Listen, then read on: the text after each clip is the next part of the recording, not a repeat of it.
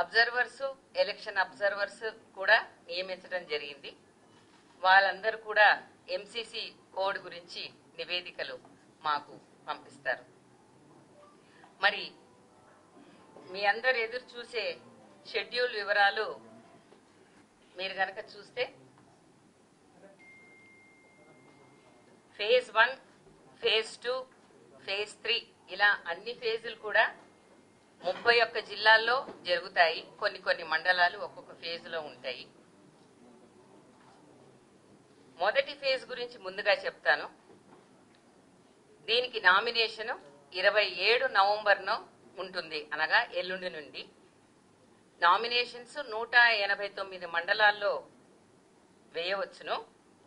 ఇవి 4236 స్థానాలకు, అదే 37,440 వార్డు స్థానాలకు ఎన్నికలు నిర్వహించడం జరుగుతుంది. వీటికి పోల్ డే 11 డిసెంబర్. మరి ఫేజ్ 2కు వస్తే నామినేషన్ 30 నవంబర్న ఉంటుంది. ఇవి 193 మండలాల్లో 4333 సర్పంచ్ స్థానాలకు, 38,350 వార్డు స్థానాలకు పోల్ డే 14 డిసెంబర్న జరుగుతుంది. ఇక లాస్ట్ పోలు అన్ని జిల్లాల్లో 31 జిల్లాల్లో 182 మండలాల్లో 3వ డిసెంబర్ రోజున నామినేషన్ల స్వీకారం మొదలవుతుంది.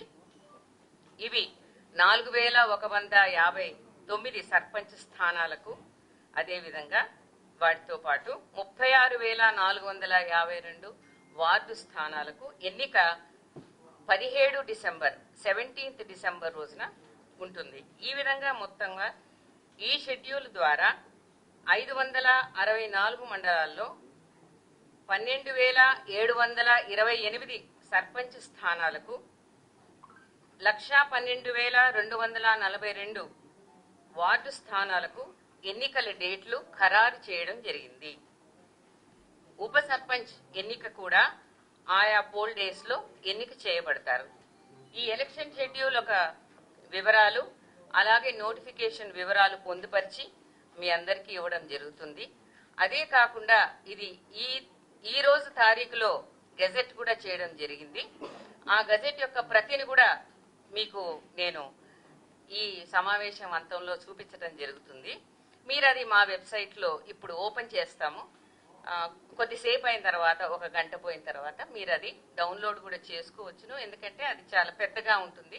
గ్రామ వార్డుల వివరాలతో సహా దాంట్లో ప్రింట్ చేయడం జరిగింది కాబట్టి అది చాలా పెద్ద డాక్యుమెంట్. అది ఎలా ఉంటుంది అనేది మీరు ఒకసారి చూసుకోవచ్చును.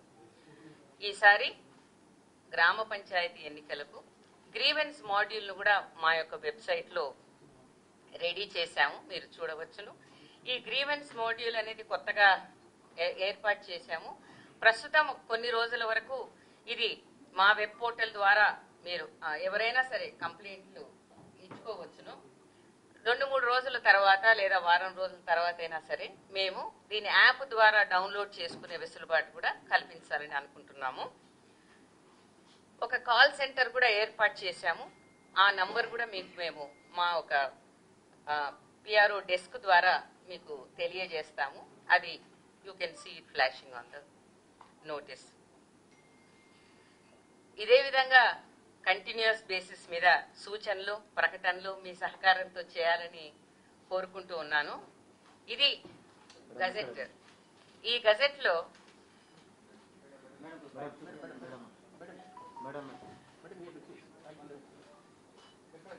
ముందు నేను ఏముందో వివరిస్తాను, తర్వాత మీకు చెప్తాను, సరేనా? సో ఈ నోటిఫికేషన్, ఈ 2వ పేజ్ ఏమో మీకు ఇందాక మేము చూపించినటువంటి షెడ్యూల్ పూర్తి వివరాలు ఉంటాయండి. ఇది తెలుగులో, ఇంగ్లీష్ లో కూడా ఉంటుంది, మీకు తెలిసిన విషయమే. ఏదైతే అనెక్షన్ 2 ఉంటుందో ఇది రెవెన్యూ డివిజన్ వైజ్, అలాగే ఫేజ్ వైజ్ గా ఆ రెవెన్యూ డివిజన్ లో ఉన్న మండలాలు, అలాగే గ్రామ పంచాయతీ స్థానాలతో సహా దీంట్లో పొందుపరిచి ఉంటాయి. కాబట్టి ఇది మీరు చూసుకోవచ్చును. ఇది చాలా వివరంగా కూడా ఉన్నది ఈ గెజెట్. కాకపోతే మీకు ఏ జిల్లా ఇంట్రెస్ట్ గా ఉంటుందో ఆ జిల్లాకు సంబంధించిన మాత్రం మీరు చూసుకోవచ్చును.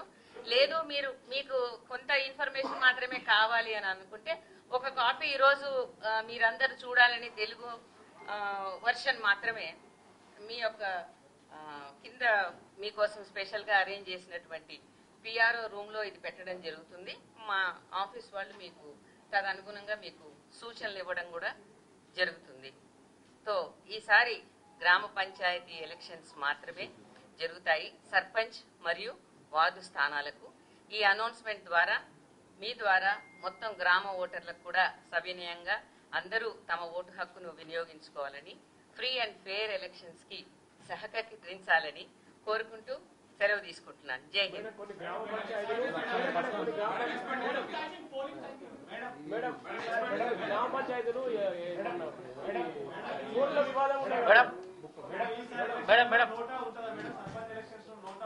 ఎలక్షన్స్ ఫేజ్ వైజ్ నిర్వహించడం వల్ల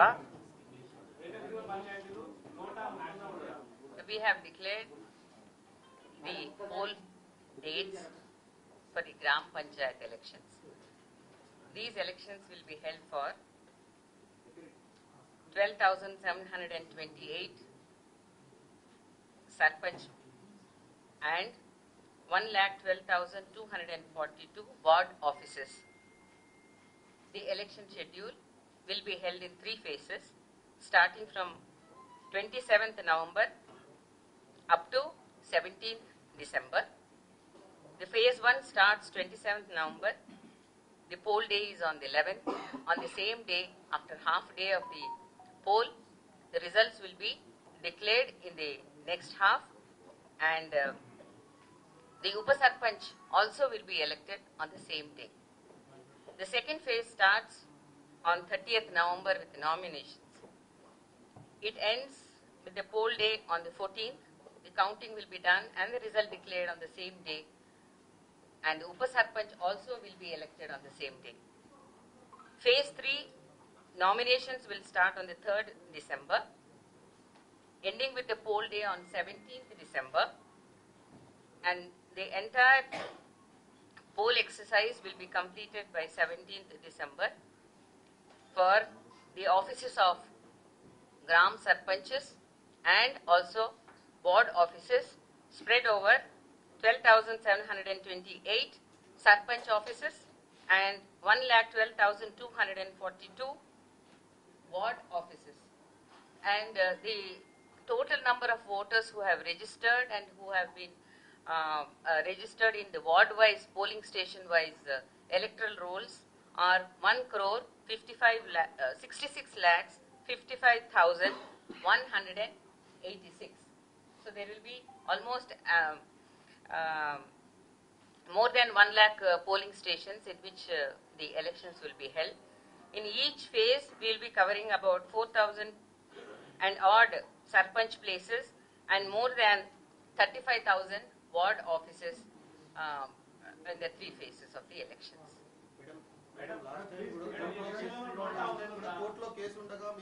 Nota will be there on the ballot paper. Yes.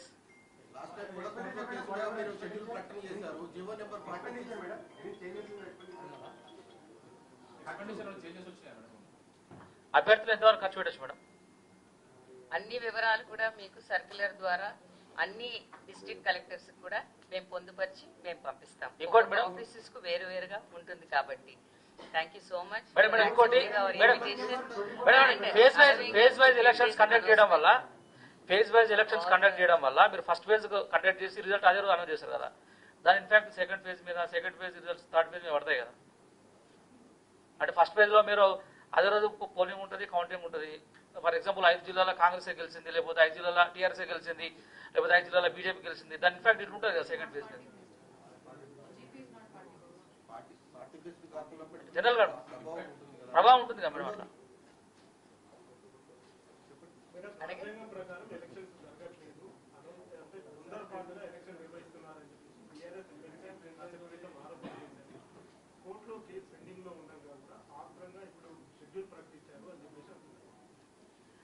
Elections అన్నవి నిర్వహించాల్సిన బాధ్యత మాకున్నది.